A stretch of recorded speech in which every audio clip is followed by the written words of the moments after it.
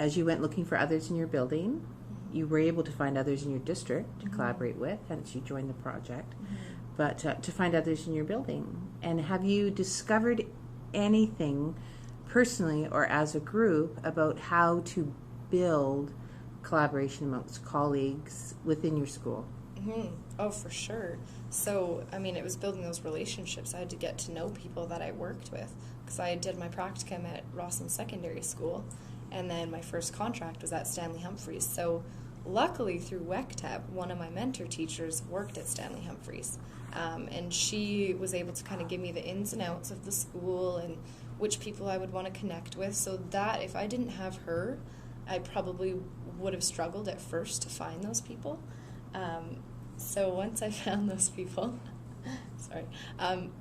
once I found those people and I kind of knew the ins and outs and the workings of the school, I would then just go up and I would approach the people that she suggested and say, hey, we're both teaching Humanities 8. How can we work together?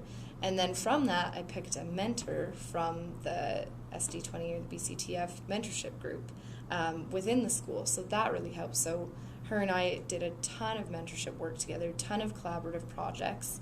And it was the more that I worked with one person, it would stem out and I would start to meet other people that I worked with. So this year it was a lot easier because I had already known a lot of the staff.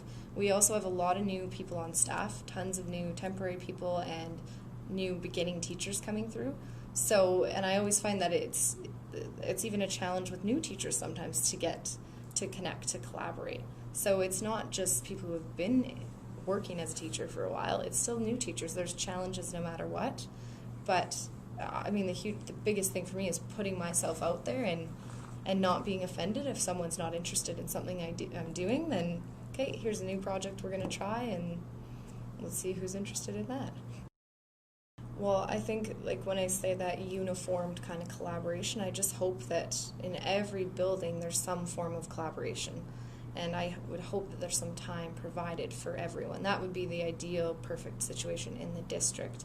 And I think for myself, no matter where I end up, even if I'm in a different district, whatever, just seeking out those collaborative opportunities. So even if I can connect with one person on staff that I'm working with, I think that's a success in itself, and to have some piece of collaboration. So finding those like-minded individuals that have that desire to collaborate, even if it is on our own time, after work, whatever it has to be, I think for me that would be a huge success, because I'm not a person, it's funny, when I was younger I used to enjoy working alone, and for some reason that shifted, because I wanted to get the project done and get it done great and make sure I did the work.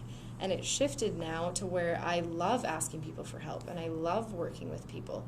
So for me, I've had this huge sense of growth, because in the instances that I have worked with people, I've had way more success in what I've done than when I've worked on my own.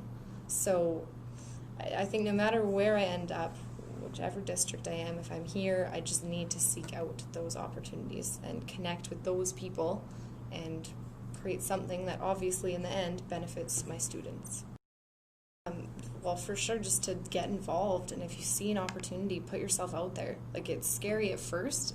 It was really scary coming into a group where it was admin and teachers, and there was not one other first-year teacher. And so for me, it was like stepping out of my comfort zone. That was my big theme from last year. So now I'm past that, and I'm comfortable in those groups. So you can get there. And so I would say taking that first step to just, if you see an email that says there's this group, we're looking for applicants, apply. The worst that can happen is they don't accept you. Big deal. Move on. So that would be my first big piece of advice. And then just to connect with people in the building and connect with people that you may not think want to work with you, or you may not think you may develop a friendship with or working relationship with, but put yourself out there. Because again, the worst that can happen is, no, I don't want to work on that project.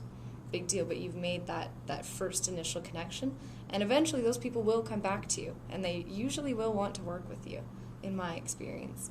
And just making as many contacts as possible and within the district, not just at your school too. You want to see what else is out there, especially as a new teacher. You don't know where you're going to be from year to year, so you can lessen your kind of anxiety going into a new building. If you know one person, you'll feel so much better. So that would be my two big pieces of advice.